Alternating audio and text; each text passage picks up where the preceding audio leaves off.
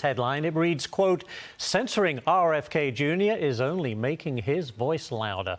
Rikki Schlott wrote that, and she joins us now to talk about it. Is that true? Do you think that the more you try and block someone, in this case RFK Jr., the more popular they become?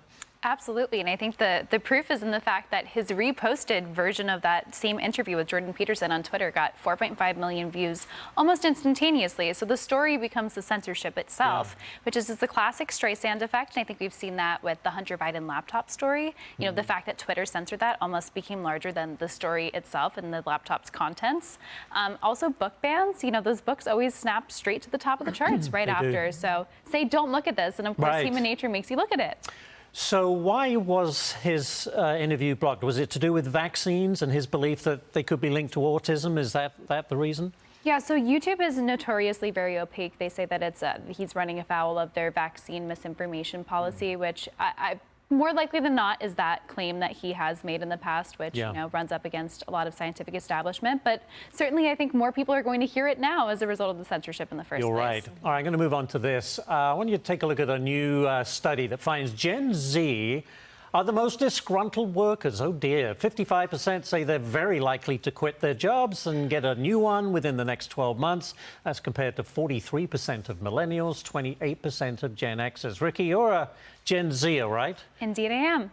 So why the angst? What's going on? Well, I'm not disgruntled. I'm having a great time. Good. Happy to be here. Good. But, you know, I think a few factors. One, I would say, is the fact that we've started our entire careers in the work from home era. And so we did kind of have that laptop entitlement from day one.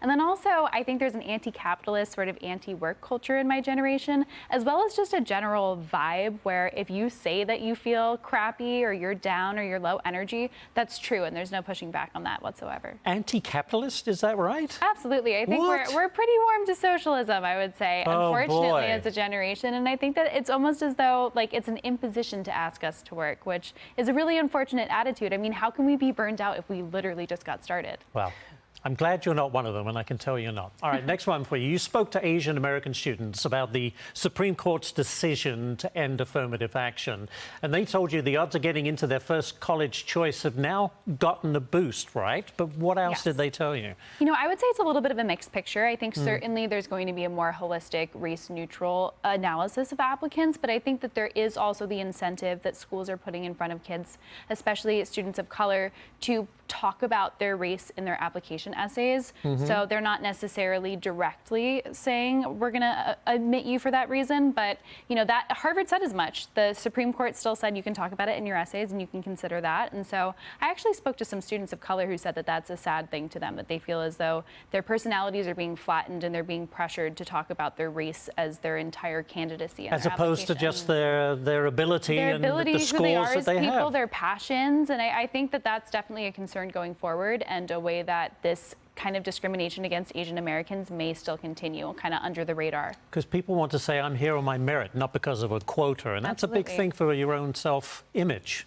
Absolutely, and I think that's a large concern for students of color. And I would say, all in all, though, it is a victory for Asian students who have systemically been discriminated against, certainly in Harvard's admissions. Just to get a recruitment letter, they needed 250 additional SAT points, which, I mean, the numbers speak for themselves. Right. And quickly, Gen Zers are probably not happy about not having their student debt wiped out.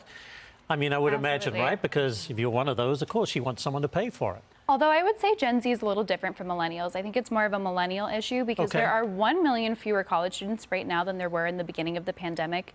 Many Gen Zers saw what happened to millennials who were lured in with the false hope that a college degree is a guarantee to success going forward. And I think a lot of us are looking at it more holistically and saying, maybe I don't want to go down the same route. Myself included, I didn't finish my degree. Yeah, that's interesting because, you know, let's face it, you end up with a bunch of debt and no promise of a job. And in many cases, there is no job, right? Absolutely. I mean, 1/3 of colleges in America produce classes in which the median graduate makes less than the average high school graduate. And my goodness. You know, there's a system that just doesn't incentivize schools to actually produce graduates that will succeed in the real world. And, you know, millennials got screwed over, and hopefully more Gen Zers will say, not for me. No, I understand. Very interesting stuff, Rikki. Thanks for being here. Really Thank you for appreciate having it. Good me. discussion. Oh, pleasure.